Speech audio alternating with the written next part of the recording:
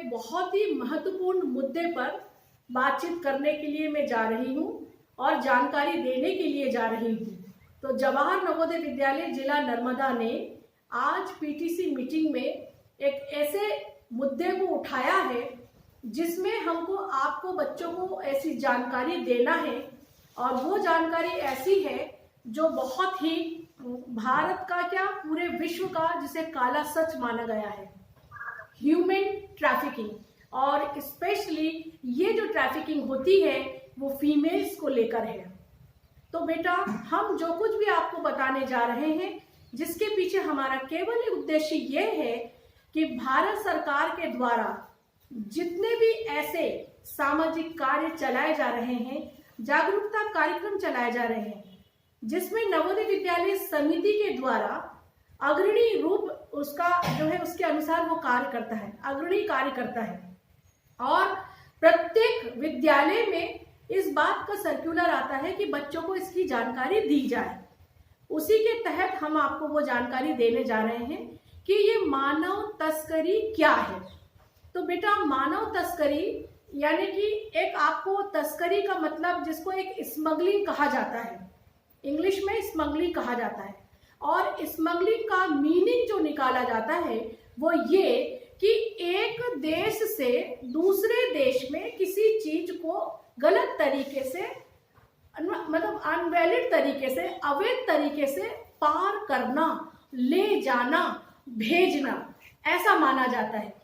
जबकि ऐसा नहीं है, ये एक अलग है। वो स्मगलिंग जो है, जो विभिन्न क्षेत्रों में, चाहे वो बहुत मतलब किसी भी देश का बहुत कीमती सामान हो, गोल्ड हो और ऐसी वस्तु हो जो बहुत बहुमूल्य होती है, या मान लीजिए नशे की नशीली दवाइयाँ होती हैं, इसी के तहत में इंसान भी होते हैं जिनकी तस्करी की जाती है। लेकिन मैं जिस ट्रैफिकिंग के बारे में बताने जा रही हूँ वो है मानव तस्करी, जो केवल किसी देश में, किसी समाज में, किसी गांव में, किसी एक क्षेत्र में ये फैला हुआ है। और ये जगह जगह फैला हुआ है मानव तस्करी, मतलब ऐसा। और ये ह्यूमन ट्रैफिकिंग जिसकी सही तरीके से अगर हम डेफिनेशन देखें तो वो ये है कि किसी भी इंसान के साथ, चाहे वो बॉय हो या गर्ल हो, फिर स्पेशली अगर वो लड़का हो या लड़की हो, किसी के भी साथ में ये काम उनके साथ में अगर जबरदस्ती की जाती है, बलपूर्वक उनको जो है अपने कब्जे में कर लेना, या मान लीजिए बहला फुसला के उसको किसी लालच में लाके और फिर उसके साथ में किसी कोई गलत काम करना। जैसे मान लीजिए, या तो अगर बच्चा है तो उसे बाल मजदूरी के लिए मजबूर करना, और अगर लड़की है तो उसके साथ में उसको, जिसको एक बोला जाता है कि वेश्यावृत्ति, या उसके साथ में बहुत ही गलत काम करना। ठीक है, तो ऐसे बहुत सारी चीजें हैं जो मानव तस्करी के अंतर्गत आती हैं। इंसान के अंदर के बहुत महत्वपूर्ण अंग को जबरदस्ती निकाल लेना, ये मानव तस्करी के अंतर्गत आता है। उनसे जबरदस्ती भीख मंगवाना या ऐसे काम के लिए मजबूर करना जो उनके खुद के स्वास्थ्य के लिए सही नहीं है, उनके मानव अधिकार के विपरीत है, ऐसे सभी कार्यों के लिए मजबूर करना जिनसे वो स्वयं अपना धन कमाते हैं। और इन जिनका शोषण किया जाता है, जिन्हें अपने जो इंसान इनके घेरे में आ जाते हैं, उनका बहुत दयनीय जीवन होता है। चाहे वो बच्चे हैं, चाहे वो बॉय, गर्ल, लड़का, लड़की, महिला, पुरुष, कोई भी हो, यदि ये ऐसे समाज के ऐसे अनैतिक कार्य करने वालों के चंगुल में आ जाते हैं तो इनके पास में दया नाम की कोई चीज नहीं होती है। ये उन इंसानों के साथ में बहुत ही अभद्र और अमानुषिक, जिसको कहा जाता है, वो ऐसा व्यवहार करते हैं। अब आप सोच सकते हैं बच्चे कि हमें समाज की इस बुराई को जानना बहुत जरूरी है।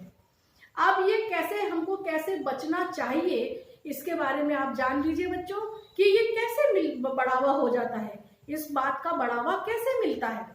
तो सबसे पहले ये बात ध्यान रखें कि कई लोग ऐसे रंग रूप में होंगे जो हमें कभी समझ में नहीं आएगा कि इसके मन के अंदर क्या चल रहा है, इसके दिमाग के अंदर क्या चल रहा है और ये किस प्रवृत्ति का इंसान है, ये हमारे साथ में क्या गलत करने वाला है। तो विभिन्न प्रकार के लालच में आने वाले लोगों को वो किसको टारगेट बनाते हैं, विशेष करके टारगेट बनाते हैं ऐसे इंसान को जो बहुत गरीब होते हैं। तो हमारे देश की दरिद्रता यानी कि गरीबी एक मुख्य कारण बन जाता है मानव की तस्करी करने के लिए, क्योंकि गरीबी के चलते कई बार दूर दराज में रहने वाले ऐसे माता पिता होते हैं जो अपने बच्चों को मजबूरी के लिए मजबूरीवश वो बेच देते हैं ऐसे इंसान के हाथ में, जो उसको भी नहीं मालूम कि मेरे इस बच्चे के साथ में क्या सलूक करेंगे। उनको ऐसा उन्हें लालच दिया जाता है कि हम इसे काम दिलाएंगे या हम अपने घर में इसको हम रखेंगे और हमारा घरेलू काम हम करवाएंगे। और माता पिता को ऐसा लगता है कि चलो इसको भी कोई घर मिल जाएगा और मुझे भी धनराशि मिल जाएगी। वो मासूम होते हैं। तो ऐसे माँ बाप जो अपने बच्चे को लालच में आके अपनी गरीबी को दूर करने के लिए ये तरीका अपनाते हैं और अपने बच्चे को बेच देते हैं। ये तो हो गई ऐसे कि उसने एक विश्वास दिलाया, जो गलत काम करने वाला आदमी उसने विश्वास दिलाया, विश्वास जीत के, और वो चाहे वो मैंने बताया ना कि आपको चाहे वो लड़का हो या लड़की हो, मेल फीमेल किसी को भी वो अपना शिकार बना सकते हैं और इस तरीके से वो अपने यहाँ ले जाते हैं। और ये झांसा कौन कौन सी बात का देते हैं, या तो बोलते हैं कि हम इस बच्चे को हम गोद लेंगे, या कई बार बोलते हैं कि हम इससे घरेलू काम करवाएंगे, या कई बार बोलते हैं कि हम जॉब दिलवाएंगे, कोई नौकरी दिलवाएंगे, या डिफरेंट टाइप से कुछ भी और भी लालच कि चलिए हम किसी कोई अच्छी कंपनी में जॉब दिलाएंगे, जो जिसकी जैसी स्थिति होती है। और वो ये भाप जाते हैं कि वो कौन लोग होते हैं जो उनके चंगुल में आ सकते हैं। यदि मान लीजिए किसी को अकेला देखा तो उसको किडनैप कर लेते हैं, उसका अपहरण कर लेते हैं और फिर वो उन्हें कहाँ ले जा रहे हैं, किसके हाथ में बेच रहे हैं, उस इंसान को भी नहीं मालूम होता है कि वो कहाँ चला जाएगा। तो ऐसे बहुत सारे दूसरे इसमें कारण है। कई बार लोग आके रिश्ता जोड़ते हैं, शादी करते हैं और उसके बाद में शादी करके लेके जाते हैं लड़की को, पर उस लड़की को परिवार नहीं मिलता, पति नहीं मिलता, वो कुछ और ही गलत काम उससे करवाते हैं, उसको दूसरों के हाथों में बेचते चले जाते हैं। तो ये एक तरीका हो जाता है। तो ऐसे डिफरेंट टाइप्स ऑफ लालच दे दे के लोगों को वो अपना शिकार बनाते हैं। और ये जो बुरे समाज के जो ऐसे लोग होते हैं, ऐसे लोग जिसको हम ये कह सकते हैं कि उनका चेहरा हम पहचान नहीं सकते, पर वो अंदर से कितने बुरे हो सकते हैं, उनको पहचानने के लिए हमें जागरूक होना पड़ेगा, हमें शिक्षित होना पड़ेगा, हमें समझदार बनना पड़ेगा। मैं आपको यहाँ पर कुछ डायग्राम्स बताती हूँ बेटे, ये कुछ फोटोज हैं। वो कैसे किडनैप करके ले जाएंगे, यहाँ पे बॉक्स में, एक छोटे बॉक्स में एक आदमी को, लड़के को बंद करके रखा हुआ है यहाँ। और इनमें कुछ अनजान लोग होते हैं, चाहे वो हमारे देश के लोग हों, चाहे वो किसी और कंट्री के लोग हों, वो अपने देश में ये लालच दे के ले जाते हैं कि हम इसको, जो कुछ भी लालच है, या तो वो रिश्ता करते हैं, शादी करते हैं, या फिर वो उसको बच्चे को गोद लेने की बात करते हैं, या जॉब दिलाने की बात करते हैं। तीनों ऐसे कारण होते हैं जब इंसान किसी पे भरोसा कर तो लेता है, लेकिन उसको गलत तरीके से ले जाके, यहाँ पर देखिए, यहाँ पर मैंने जो बताया है कि बहुत सी लड़कियां हैं जिन्हें आंख में पट्टी बांध कर लाया जा रहा है और उन्हें कहाँ ले जा रहे हैं उनको भी नहीं मालूम है, ठीक है ना। तो इन और अगर हम देखें, भारत में हर मिनट, हर 8 मिनट में तस्करी होती है इंसान की, हर 8 मिनट में एक बच्चा लापता हो जाता है। विशेष करके छोटे बच्चे को कोई अनजान व्यक्ति कई बार खाने की चीज देकर या उसको दूसरे तरीके से अपने लालच में लेकर या उसको बेहोश करके वो अपने साथ में ले जाते हैं और वहां ले जाके उस बच्चे को, उसका क्या उद्देश्य है, जो भी उद्देश्य है, लेकिन वो बहुत गलत उद्देश्य है। तो इस तरीके से यहाँ पर ये है। और ये एक बात बताना चाहूंगी कि इसके खिलाफ 30 जुलाई को पूरे वर्ल्ड में जो है इसके मतलब आवाज, मतलब एक जैसे महत्वपूर्ण दिवस मनाए जाते हैं, ऐसे ही अंतर्राष्ट्रीय स्तर पर 30 जुलाई को जागरूकता से संबंधित, मतलब जागरूकता फैलाने, अवेयरनेस डेवलप करने संबंधी दिवस, उसको डे सेलिब्रेट किया जाता है या मनाया जाता है, या कुछ प्रोग्राम्स ऐसे होते हैं, एक्टिविटीज होती हैं जिसमें मेन एम है कि लोगों को जागरूक करना। तो ये ऐसी, और ये देखिए यहाँ पर मानव तस्करी की कहानी कुछ महिलाओं की जुबानी। अगर हम YouTube वीडियो में देखते हैं तो वो इतनी भयानक वीडियो होती हैं, लेकिन उन वीडियो को आपको देखने की जरूरत नहीं है बच्चों, क्योंकि रियली हमें केवल इतना मालूम होना चाहिए कि दुनिया में क्या बुराई है, हमको उस बुराई से कैसे बचना है। लेकिन मैं एक बात बता दूं कि मेरे प्यारे बच्चों को, मेरे गार्जियंस को डरने की जरूरत नहीं है। दुनिया में बुराई के रूप के प्रकारों की कोई कमी नहीं है। ये इतने प्रकार की लॉट ऑफ वैरायटी ऑफ बुराई है। हमें बुराई की केवल जानकारी होना चाहिए। वो जानकारी इसलिए जिससे कि हम अवेयर रहें, हम जागरूक रहें। हम ऐसे बुरे लोगों से, अगर हमारी इतनी ताकत है, हम इतने पढ़ लिख के और इतने सक्षम पद पे पहुंच गए हैं, या हम उसका मुकाबला कर सकते हैं, तो जरूर से जरूर लोग इसमें आगे आएंगे। और आपको भी इसमें आगे आना है कि हमें ऐसी बुराई का डट के मुकाबला करते हुए उसको दूर भगाना है, उसको दूर करना है, उसको खत्म करना है। हालांकि सदियों से चली आ रही ये मानव तस्करी पूरे विश्व में फैली हुई है, और पूरी विश्व की सरकार भी, उन्होंने भी कई कानून बनाए हैं इनको, यानी कि जब ये पकड़ाई में आ जाते हैं। लेकिन बेटा, बुरे काम करने वाले लोग अंजाम की परवाह नहीं करते हैं। उन्हें तो केवल वर्तमान दिखता है, और वो जो जिसके साथ में बुरा होता है उसका पूरा जीवन ही खत्म हो जाता है, उसका पूरा जीवन नरक बन जाता है। इसलिए बच्चों, जब आपको गार्जियन कहते हैं कि सो एंड सो प्लेस में आप अकेले नहीं जाएंगे, तब आपको आपके पेरेंट्स की बात को सुनना है, समझना है कि उन्होंने किस बात को ध्यान में रखकर हमें ये बात बोला है।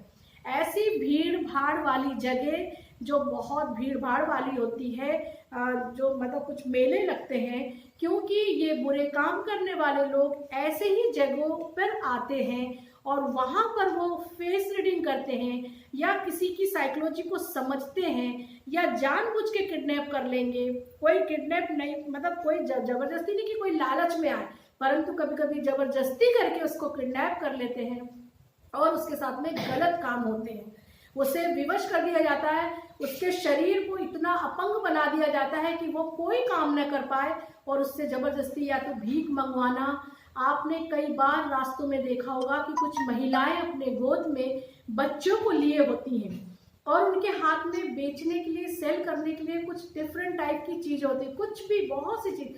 समटाइम पेन होंगे, कभी बुक्स होंगे, कभी और भी कोई छोटी मोटी कुछ फैन होंगे, कभी खिलौने होते हैं।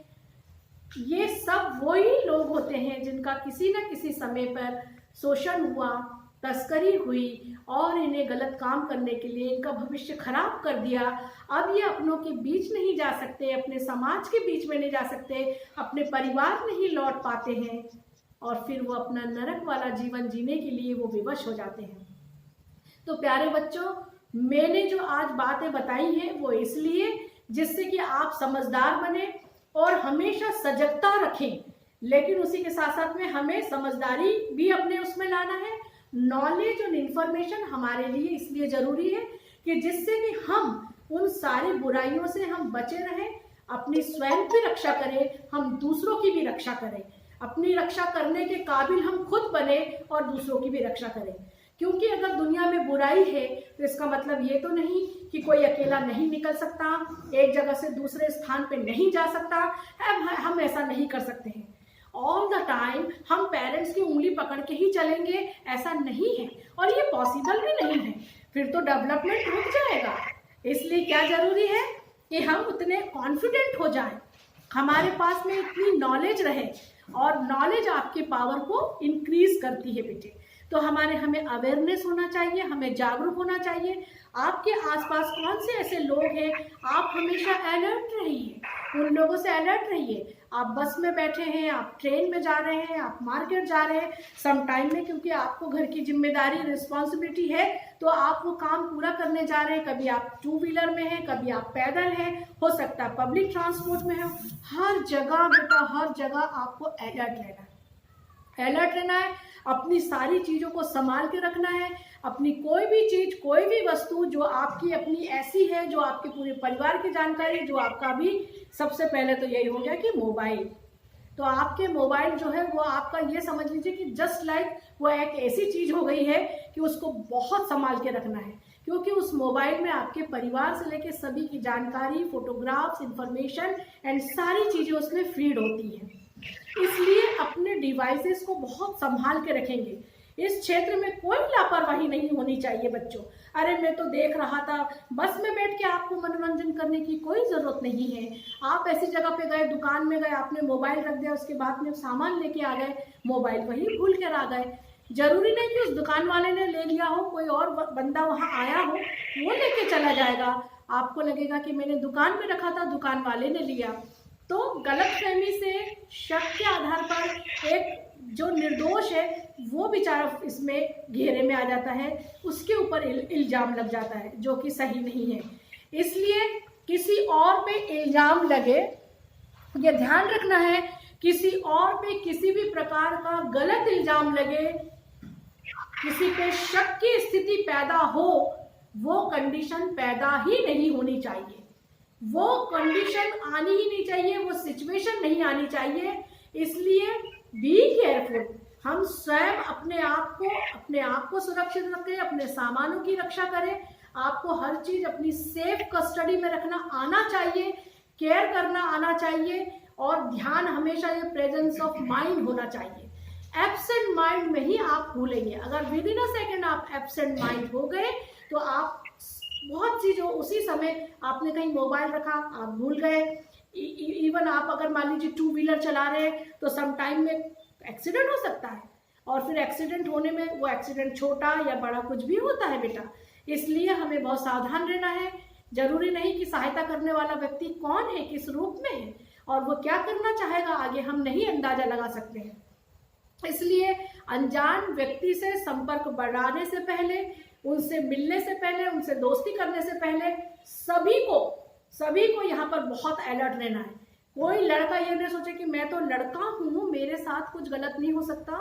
नहीं बेटा, ये धरती ऐसी है, इस धरती प्रकृति ने, सर्वशक्तिमान ने पूरी पृथ्वी को बहुत सुंदर बनाया है, लेकिन इस सुंदरता के बीच में कहीं ना कहीं कुछ लोग भी ऐसे हैं, कुछ चीजें भी ऐसी हैं जो बहुत बदरंग हैं, जिनके रूप बहुत ही अंदर से बहुत खराब हैं, वो बहुत भयानक है। तो हमें जानकारी रखना है। तो प्यारे बच्चों, ट्रैफिकिंग इन वुमेन स्पेशली और ह्यूमन ट्रैफिकिंग के बारे में मैंने एक छोटी जानकारी दी है। आपको इसको विस्तृत जानकारी आपको मिले, नॉलेज मिले, उसकी एक वीडियो मैं आपको सेंड करूंगी। इसके बाद में पीटीसी के बाद में मैं आपको सेंड करूंगी। तो इसके बारे में मुझे लगता है कि आपने बहुत जानकारी ले ली, लेकिन इसकी जानकारी जैसे जैसे आपको मतलब इससे संबंधित कुछ एक्टिविटीज अपने याद रखना कि इसकी ड्रिल प्रैक्टिस आपके माइंड में चलना चाहिए। ह्यूमन ट्रैफिकिंग के अगेंस्ट में आप नारा लिख सकते हो, स्लोगन मेकिंग एंड राइट, मतलब इसके लिए ऐसे राइटिंग कर सकते हो, सम स्पीच अपनी दे सकते हो।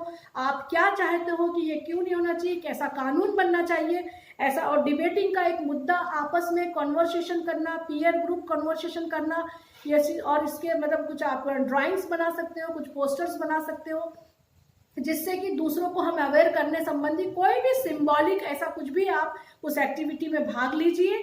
और आपको मालूम होना चाहिए कि ये सारी जो बच्चा ये सारी चीजें जो एक्टिविटी में भाग लेता है, आपके सारे सब्जेक्ट हैं, वो सब्जेक्ट में आपके नॉलेज को इंक्रीज करता है। तो ये जितनी भी एक्टिविटीज हैं, ये जो इंफॉर्मेशंस हैं, ये सारी इंफॉर्मेशन में आपका इन्वॉल्वमेंट लाइवली होना चाहिए, एक्टिवली होना चाहिए। यदि आप एक्टिवली पार्टिसिपेट करते हैं, इट मीन कि आपको ये नॉलेज है और ये इंफॉर्मेशन आपने सही तरीके से गेन की है। आप जो इंफॉर्मेशन आपने गेन की है वो सोसाइटी को आप बहुत वेल इन मैनर में आप ट्रांसफर करोगे। और हमें वही नागरिक बनना है कि जो खुद जिए और औरों को भी जीने के लिए रास्ता देना है। ठीक है, इतना कह के मैं ह्यूमन ट्रैफिकिंग के बारे में सबको धन्यवाद देती हूँ कि बच्चों ने ये सुना, गार्जियन ने सुना। Thank you.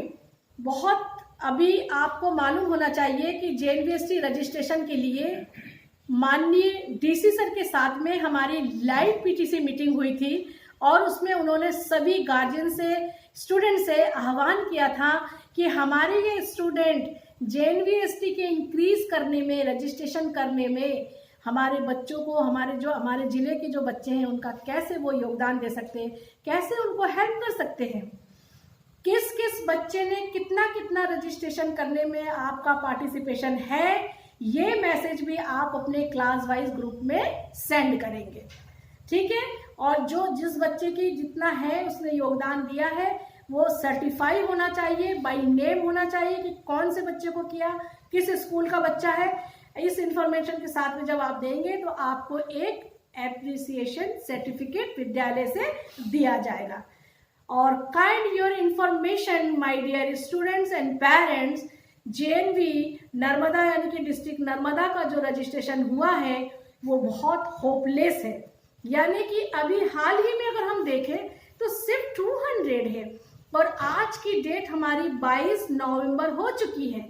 बीच का जो समय था जब से ये ओपन हुआ, 22 अक्टूबर को ओपन हुआ, पूरा 1 मंथ निकल गया। इस ड्यूरिंग 1 मंथ में आपको पहले से इसके मैसेजेस सेंड कर दिए गए। जब से लिंक आई इमीडिएट अक्टूबर से लिंक सेंड किए, सारे मैसेज सेंड किए। उसमें आप लोगों से कोऑपरेशन चाहिए, आप दूसरों को बताएं, जानकारी दीजिए, सब कुछ आप लोगों से बताया गया। एवरी PTC मीटिंग में इवन आपके DC सर ने भी आप लोगों को बोला है। लेकिन ये बहुत ही होपलेस है। जिला नर्मदा के लिए जो टारगेट दिया गया है वो 3000 का टारगेट है। 3000 JNVST रजिस्ट्रेशन, मिनिमम 3000 रजिस्ट्रेशन का टारगेट पूरा होना जरूरी है। अब हमारे पास में समय कम है। हालांकि 15 दिसंबर इसकी लास्ट डेट है क्लास 6 के रजिस्ट्रेशन के लिए, क्लास 9 के रजिस्ट्रेशन के लिए। आपकी जानकारी में ये बात मालूम हो कि JNV नर्मदा के लिए क्लास 9 के लिए 11 सीट्स जो हैं वो वैकेंट है। वो पूरी 11 सीट को भरने के लिए कम से कम बोल रही हूँ मैं, कम से come near about 400 something application तो अप्लाई होनी चाहिए। आप दूसरे बच्चे को बोलिए जिससे कि जो बहुत ही एबल स्टूडेंट होगा वो सामने आएगा और उसका सिलेक्शन होगा, ठीक है ना। क्योंकि जवाहर नवोदय विद्यालय, आपकी जानकारी के लिए होना चाहिए पता, जवाहर नवोदय विद्यालय जो है वो टैलेंटेड स्टूडेंट्स के लिए है, जो बहुत ही होनहार बच्चे हैं, ऐसे बच्चों के लिए है। तो बच्चों, जो होनहार आप हैं तो दूसरों को भी होनहार को आप मौका दीजिए, उन्हें आप जानकारी दीजिए। तो JNVST रजिस्ट्रेशन, जैसा कि मैंने बताया कि 15 दिसंबर लास्ट डेट है। अभी आपके पास में समय है, आप अभी भी अपना योगदान दे सकते हैं। डिस्ट्रिक्ट में, पूरे डिस्ट्रिक्ट में इसके डबल हम एप्लीकेशन जो है, हम लोगों ने डबल से भी ज़्यादा हम लोगों ने एप्लीकेशन फॉर्म डिस्ट्रीब्यूट करने का पूरा जो है इसका पूरा प्लान किया, पूरा उसको इम्प्लीमेंट किया और आगे भी कर रहे हैं। तो अब आपके दिवाली, दशहरा सब ओवर हो गया है। अभी हमारे बच्चे, अभी हमारे गार्जियंस जो हैं वो कैसे भी करके अपना योगदान देके 3000 टारगेट को आपको पूरा करने में अपना सहयोग देना है। दूसरा है बच्चों, यहाँ पर एक CLP डेटा के बारे में जो जानकारी है वो आपको ये है, और इसको मैंने हर एक क्लास टीचर को दिया है, तो वो क्लास टीचर करेंगे इसके बारे में, आपसे जानकारी लेंगे और कलेक्ट करेंगे। CLP की इंफॉर्मेशन है वो क्लास टीचर को मैंने दिया ये काम। Regular classes, I don't know मेरे स्टूडेंट कहाँ पे टीचिंग गेन कर रहे हैं, वो कहाँ से नॉलेज ले रहे हैं सब्जेक्ट का, और वो फाइनल एग्जाम में सबके सामने बिल्कुल ही मैन की तरह, है ना, बिल्कुल स्पाइडरमैन की तरह उस दिन ऑनलाइन हो जाएंगे। ये तो बहुत अच्छी बात है, बहुत ही अच्छी बात है कि उस दिन तो सारे 100% आ जाएंगे, सिर्फ 10-12 को छोड़ के। लेकिन बच्चों, मैं आपको ये बता दूं कि दुनिया में हर चीज दूसरों की बहुत अच्छी होती है, और मेरे जीवन का एक सिद्धांत है कि अपन किसी भी चीज को, जो आपके सब्जेक्ट टीचर हैं, आप ऐसा माने कि जो आपके सब्जेक्ट टीचर हैं, जो आपके टीचर हैं, जो नर्मदा से जुड़े हुए टीचर हैं, आप उनको यूं मानो कि दुनिया की माँ बहुत अच्छी है पर मेरी माँ सबसे अच्छी है। दुनिया की माँ सब बहुत अच्छी है पर मेरी माँ सबसे अच्छी है। अगर मैं ऐसा मान के चलूं तो मैं मेरे सब्जेक्ट टीचर से जुड़ूं, और जब आप सब्जेक्ट टीचर से कनेक्ट होंगे और जब आपको वो पढ़ाएगा तो वो सब्जेक्ट आपका अपना हो जाएगा। आप ये मान के चले बेटा, हम कहते हैं कि आपके यूट्यूब में, आपके इंटरनेट में दुनिया के भंडार पड़े हैं, बिल्कुल भी शक नहीं है इसमें। कितनी सारी संस्थाएं हैं जो ये आपको सब्जेक्ट नॉलेज ट्रांसफ़र कर रहे हैं, डिफरेंट टाइप से कर रहे हैं, वीडियो बना रहे हैं, सब कुछ कर रहे हैं, बिल्कुल सही बात है। वो प्राइवेट, सारे प्राइवेट हैं, उनके पास में किसी भी धनराशि की, किसी चीज़ की कमी नहीं होती, वो सारे सिर्फ सब कुछ कर रहे हैं। लेकिन मैं मेरे टीचर से पक्का जुड़ा रहूँ, उसके बाद में मैं यूट्यूब की, मैं नेट की, मैं दूसरे संस्थाओं के द्वारा दिए जाने वाले कोचिंग का लाभ भी लूँ, ऐसा आपको करना है। सारे बच्चों को ऑनलाइन होके आना है, क्योंकि ये हमारे डीसी सर, हमारे एसी सर भी वॉच करते हैं, देखते हैं कि नंबर ऑफ़ स्टूडेंट इतने कम हैं, उनको बहुत बुरा लगता है कि हमारे स्टूडेंट हमारे टीचर के साथ में जुड़े हुए क्यों नहीं है। दुख भी होता है, उन्हें गुस्सा भी आता है। हम बार बार आपको डिफरेंट टाइप से हम आपकी काउंसलिंग कर रहे हैं, कभी टेलीफोनिक कर रहे हैं, कभी ऑनलाइन होके कर रहे हैं, व्हाट्सएप के थ्रू कर रहे हैं, लेकिन जो बच्चा रेगुलर है वही बच्चा रेगुलर है, वो स्टार्टिंग टू एंड वही बच्चा रेगुलर है। उसके लिए फेस्टिवल उस बच्चे ने भी सेलिब्रेट किया, बट वो रेगुलर है। वो अपने घर में भी अपना मम्मी पापा को वो अपना हेल्प भी देता है, वो बच्चा रेगुलर है। वो दूसरे बच्चों की भी हेल्प कर रहा है, वही बच्चा रेगुलर है। इसका मतलब है कि वो मल्टी टैलेंटेड स्टूडेंट्स जो हैं जेएनवी नर्मदा के, वो बहुत कम हैं। Multi talented student, capable student बहुत कम है, और जो बच्चे सिलेक्ट होकर आ गए हैं उन पे मुझे शक है। क्यों? क्योंकि वो ये सारी रिस्पॉन्सिबिलिटी नहीं बियर कर पा रहे हैं। वो ऑनलाइन अपने टीचर्स के साथ भी ऑनलाइन हो जाए, देन उसके बाद में अदर्स साइट भी वो देख ले, यूट्यूब देख ले, दूसरी कोचिंग सेंटर्स को भी अटेंड कर ले, और अपने नोट्स भी बना ले, फटाफट टीचर्स को सेंड कर दे, है खुद का पर्सनल नोट्स बनाए, डायग्राम बनाए, प्रैक्टिकली सीख ले, करके देख ले। ये टैलेंट मेरे बच्चों में नहीं है, इसलिए वो बच्चे, बस थोड़े से बच्चे जो है मेरे ऑनलाइन होते हैं, थोड़े से बच्चे मेरे ऑनलाइन होते हैं। उसमें भी जो ऑनलाइन होते हैं उसमें से, हाँ, अब उसमें से 1-2 बच्चा जो है उनका चोंच खुलता है। वही बच्चे केवल बोलते हैं जो इस ऑनलाइन हो गए हैं। अब वो बच्चा टीचर के साथ में इंटरेक्शन करना, वो अपने डाउट्स को क्लियर करना, वो कुछ ही बच्चे करते हैं। सारे बच्चे तो क्यों करेंगे? बिल्कुल नहीं करेंगे। तो ये भी गलत है भाई। अब तक तो आपको आपके टीचर से सब घुल मिल जाना है, घुल मिल के आपको बात करनी है, बिल्कुल नॉर्मल रहना है। डर की तो कोई बात ही नहीं, और यहाँ से तो कोई किसी को मार भी नहीं सकता ऑनलाइन में, है ना। तो ये बेटा आप ऑनलाइन रहिए। दूसरा, एक जो पॉइंट नंबर 6 जो मैंने ड्रिल प्रैक्टिसेस के बारे में, यहाँ पे सुषमा आपको बताएंगी बेटे। एक है पॉइंट नंबर 7 है, मैं देती हूँ पॉइंट नंबर 7 के बारे में। इसके बाद में सुषमा पहले ड्रिल नंबर 6 के बारे में बता दो, फिर 7 के बारे में बताएंगे हम।